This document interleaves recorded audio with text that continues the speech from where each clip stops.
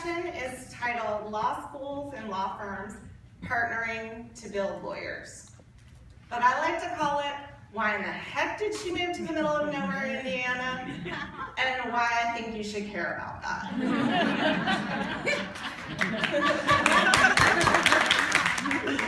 So many of you know, I used to be in professional development at Goodwin Procter until last year.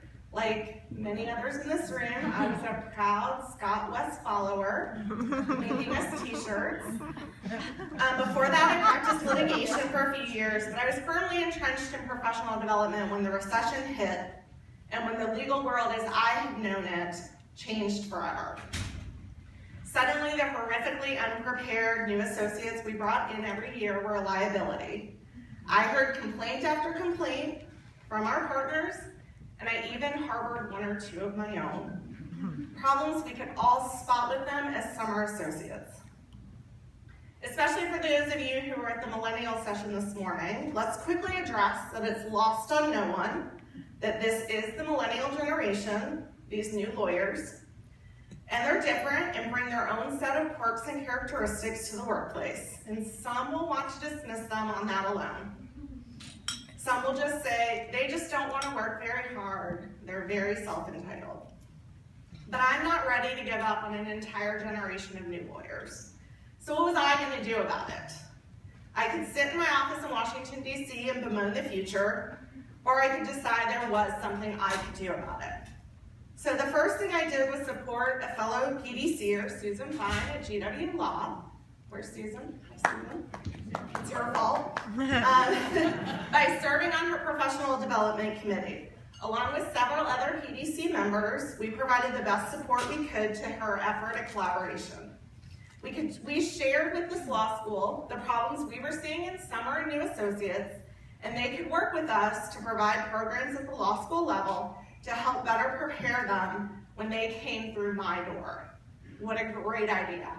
I loved it. So much so I decided that this was the way I was going to fulfill my next legal professional development mission. So when you decide you're going to go on a mission, you want to do everything you can to find the best place to fulfill your mission and the best people to do it with. So I found the most influential person in legal education, which I can assure you can only say with a bottle of Dos Equis nearby. Mr. Bill Henderson, and the work he was doing as a member of the faculty at Indiana University Maurer School of Law. He had created, together with his colleagues, the only 4-credit mandatory professional identity formation and professional development course in the country.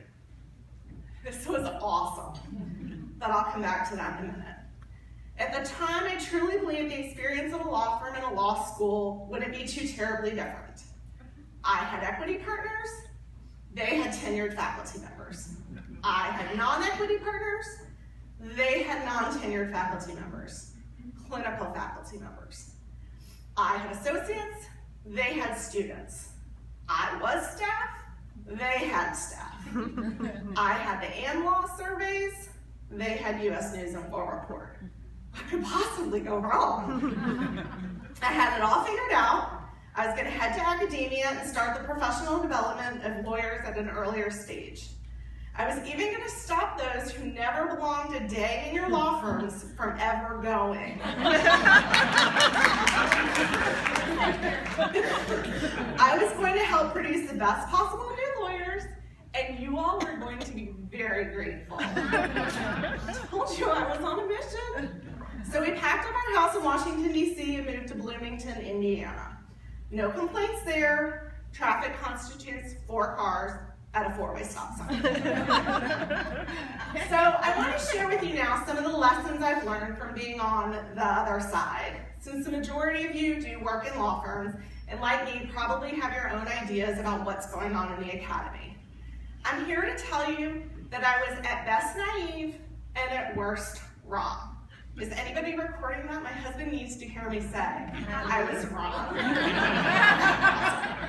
Okay, so let's start first. What was it that I thought? I thought this legal professions course was the greatest thing ever. Its goals were to teach those things that you and I care most deeply about. Self-awareness, empathy, active listening, the art of asking questions, communicating, presenting, and resilience. Everything we know that's important to successful attorneys. So also at the millennial session this morning, we heard that 85% of our members responded that law schools are not preparing lawyers to practice law. We say repeatedly we want practice-ready lawyers. Add that to the list of buzzwords. But what does that even mean? I bet we can't even agree on what that means. Because I'll tell you, I don't think it means that they know how to draft a contract or a complaint or negotiate a settlement. Certainly the ABA and law schools are doing everything they can to provide more experiential learning and real-world experiences, and that's great. But I think it's about these core skills that Bill and the faculty at Maurer sought out to teach in this class. Other schools have been desperately trying to convince their faculty to create something similar, with more degrees of success than others. So what's my reality? Here's a school putting its money where our mouths are. So what was it that's the truth? First, my students do not appreciate legal professions course. And I am in more of a customer service business than I ever thought. The difference between my paying the lawyers, my being the firm, and the students paying me, the law school, creates an incredibly different dynamic than I ever anticipated. We are officially the eat your vegetables people, and nobody wants to be told that. While in the course, the students don't understand why they should value it. Why are they giving up a credit hour in substantive legal courses? The evaluations can be unbearable to read because they clearly don't understand that these skills are going to get them further than any analysis of the Harry Hand case. They may admit later how incredibly important it was, but not at the time, which leads to disappointing student satisfaction. And when you're in the customer service business, your customers can't be disgruntled. But maybe even more importantly, as we gear up for year 7 of the legal professions course, I'm losing my faculty's support. Now you heard from Robin yesterday about how hard it was for her to get support for a year-long clinical course, which is not mandatory and is for upperclassmen. At my school, the faculty had to vote to change the core 1L curriculum that is offered at most law schools, your basic civil procedure, contracts, property classes, to devote credit hour time to this course. So why am I losing their support? My school's placement rate has remained steady. What the heck is a placement rate, I said. This is when I learned that there are essentially 3 numbers that matter to the law school. LSAT scores, undergraduate GPAs, and the 9, now 10-month post-graduation employment rate. For those of you interested in learning more about this, I commend to you the book Failing Law Schools by Brian Tamanaha, sorry for butchering his name, at WashU, to learn more about this. But why hasn't our placement rate changed? Don't you all at the law firms know we're doing this? Don't you know we're the only ones doing this? Don't you know that we're helping to produce more prepared lawyers? Wait, you do? But we're not in the top 14, so nobody cares. Our students are learning these valuable skills, and the law firms that do hire them report back to us that they are light years ahead of their peers. But our students aren't breaking down your doors. Suddenly, my mission seemed to be veering off course in a way I couldn't have predicted. So my mission now must get you to believe in my mission. I've sat where you sit, and I now see both sides. So why share my story with you, my mission unraveled? To help you, to help us as an organization understand better the pressures that I face in the academy. You have hundreds of people like me desperate to help you prepare lawyers, to hand you new attorneys who won't cause you or the partners massive headaches on these very teachable and important skills. We're in every community all across the country. So this is my Jerry Maguire moment. Help me help you.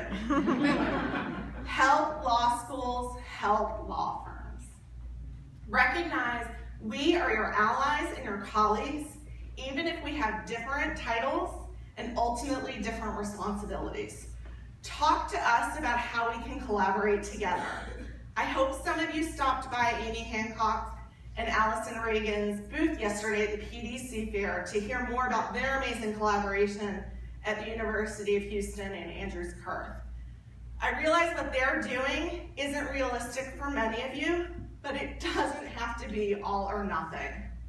Offer to serve on a professional development advisory board. Share your ideas and thoughts on what is most needed.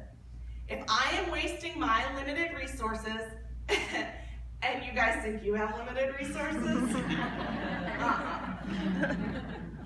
If I'm wasting my limited resources, tell me. Sponsor a professional development workshop. Offer to lead one.